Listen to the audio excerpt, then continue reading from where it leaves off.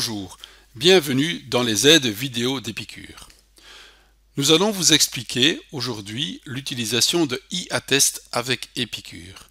E-attest est le principe d'envoi des attestations électroniques uniquement réservé actuellement aux médecins généralistes. Le principe est simple. Au lieu de faire une attestation papier à la fin de votre consultation, vous ferez une attestation électronique envoyée en temps réel aux mutuelles. Il ne s'agit pas du système e-fact. Lorsque vous êtes dans le dossier du patient et que vous voyez le bouton d'attestation en rouge, cela signifie que le patient est BIM et on demande du tiers payant de façon obligatoire. Dans ce cas, l'attestation sera envoyée à la mutuelle par MyCarnet. Mais ce n'est pas l'objet de cette vidéo. Tout d'abord, il faut savoir que nous allons envoyer le prix officiel mentionné dans le code INAMI. Donc dans cet exemple-ci, nous allons envoyer une attestation et demander au patient 25,43 €. Si vous voulez arrondir légèrement les prix, la première chose est de créer des codes majorés. Voici comment créer les codes arrondis. Allez dans Comptabilité, Gestion, Liste des codes INAMI. Recherchez par exemple le code de consultation et cliquez sur Modifier. Le prix officiel est indiqué dans les honoraires et cette fois-ci, choisissez votre code arrondi, par exemple 25,50 €. Vous validez. Faites la même chose pour le code de visite où au lieu d'un prix de 37,61 €, vous choisirez par exemple un prix de 38 €. Vous validez.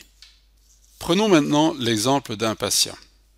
Vous sélectionnez le patient, soit dans le dossier du patient, soit dans le listing des patients, cliquez sur le bouton Attestation.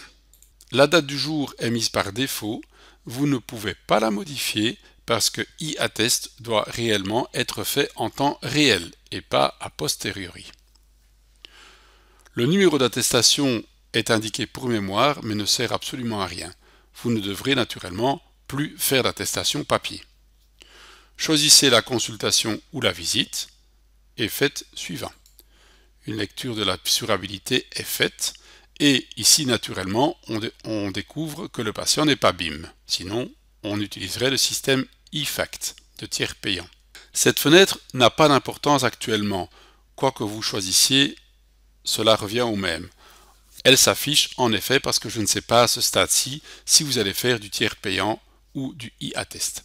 Cliquez donc simplement sur le bouton suivant sans en tenir compte. Par défaut, Épicure va soit vous poser la question de savoir quelle est la destination de l'attestation, soit il vous met un ancien encodage, par exemple ici, envoyé à la mutuelle par MyCarnet. La première des choses à faire pour ce patient est de choix du tarif à appliquer. Choisissez votre tarif majoré.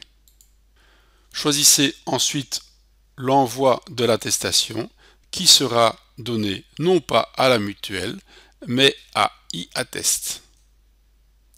Votre prix de 25,50 € s'affiche, votre prix donc arrondi, et le mode de paiement est un paiement en caisse, par banque contact ou éventuellement par facture. Toutes ces informations sont gardées en mémoire dans la fiche patient. Quand votre patient reviendra une autre fois, cette fenêtre-ci sera affichée d'emblée sans faire aucun choix ultérieur. Rajoutez éventuellement des actes techniques si vous en avez fait dans votre consultation et cliquez maintenant sur le bouton e-attest. L'attestation vient d'être envoyée avec succès à la mutuelle. Et nous voyons dans le récapitulatif que vous avez demandé 25,50 € que le prix officiel était de 25,43 € et qu'il y a un supplément de 7 cents. L'INAMI demande d'imprimer systématiquement le document à remettre au patient. Vous choisissez donc imprimer ou éventuellement vous choisissez ne pas imprimer si vous ne désirez pas imprimer ce document. L'attestation donc a bien été envoyée et le patient sera remboursé sur son compte dans les 3 jours. Ceci est naturellement un avantage important pour le patient car il ne doit plus systématiquement envoyer son attestation papier dans une enveloppe à la mutuelle. Pour le médecin, c'est aussi très intéressant car lors de la première consultation de l'année, la mutuelle est directement au courant qu'il y a eu un contact patient et le DMG sera payé dans la foulée. Auparavant, le DMG n'était payé que lorsque le patient renvoyait son attestation à la mutuelle, ce qui prenait parfois plusieurs mois.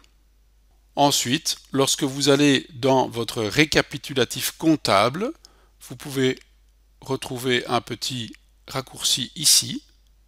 Vous allez afficher par exemple les consultations du jour et là, vous verrez immédiatement que telle attestation a été envoyée par iAttest, une autre a été envoyée à la mutuelle, la coche MyCareNet est cochée, c'était donc du tiers payant. Ce récapitulatif comptable peut naturellement être envoyé au comptable en choisissant par exemple l'année 2017.